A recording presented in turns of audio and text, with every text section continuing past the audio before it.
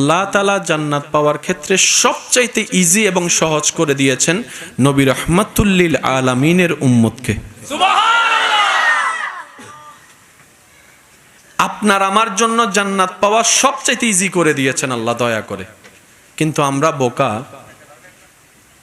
আমরা এমন অবহেলা করি যে ওই ফ্রি জিনিসের আসলে দাম থাকে না। আবার একই যখন আপনি বড় একটা রেস্টুরেন্টে দিয়ে যাবেন, আপনি ১,৫০০ টাকা দিয়ে কিনে খাবেন, ও যে টেস্টি জিনিস কিন্তু একই।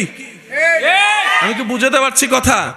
আমি অনুরোধ করব আপনার ছেলে মেয়েকে, আপনি যা বানানোর বানান, যা শিখানোর শিখান, আল্লাহ আপনার স্বপ্ন পূরণ করুক, আমরাও দোয়া করি।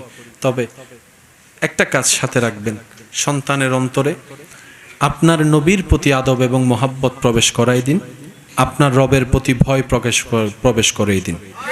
সে সন্তানকে কিছু কোরআনের আয়াত সূরা শিখাই দিবেন, দোয়া শিখাই দিবেন, যেন আপনার সন্তান আপনার কবরের পাশে দাঁড়াতে না পারলেও দূর পথ থেকেও যেন রবের দরবারে দুইটা ভিক্ষার হাত তুলে এতটুক বলে, রব্বির হামহুমা কামা রব্বায়ানিস সাগীরা, রব্বির হামহুমা কামা রব্বায়ানিস সাগীরা।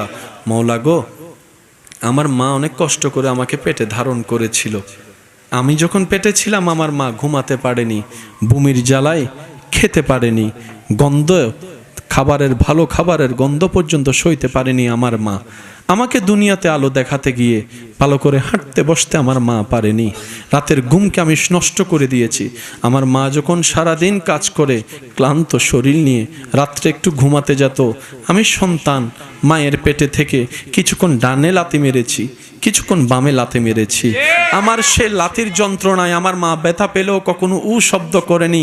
আমার বাবার ঘুমটা ভেঙে যাবে বলে, আমার দাদির ঘুম ভেঙে যাবে বলে, আমার নানির ঘুম ভেঙে যাবে বলে বুঝতে দেয়নি।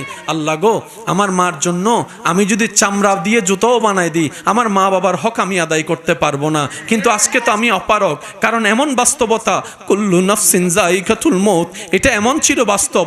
চোখের সামনে থেকে সন্তানকে আজরাইল যখন নিয়ে যায়, মালাকুল মউত যখন নিয়ে যায়, কারো ধরে রাখার ক্ষমতা থাকে না।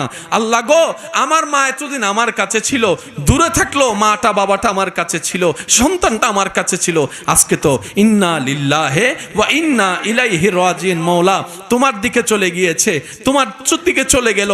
আল্লাহ, আমার মার জন্য আমি কিচ্ছু করতে পারি নাই, বাবার জন্য কোনো অবদান রাখতে পারি নাই, সেবা করতে পারি নাই। আল্লাহ, আমি দোয়া করছি সন্তান হয়ে, আল্লাহ আমার মা আমার বাবাকে তুমি ভালো রাখিও, শান্তিতে রাখিও, দয়া করিও সেরকম যেভাবে আমার উপর দয়া করেছিল, মায়া করেছিল ছোট্ট অবস্থায়।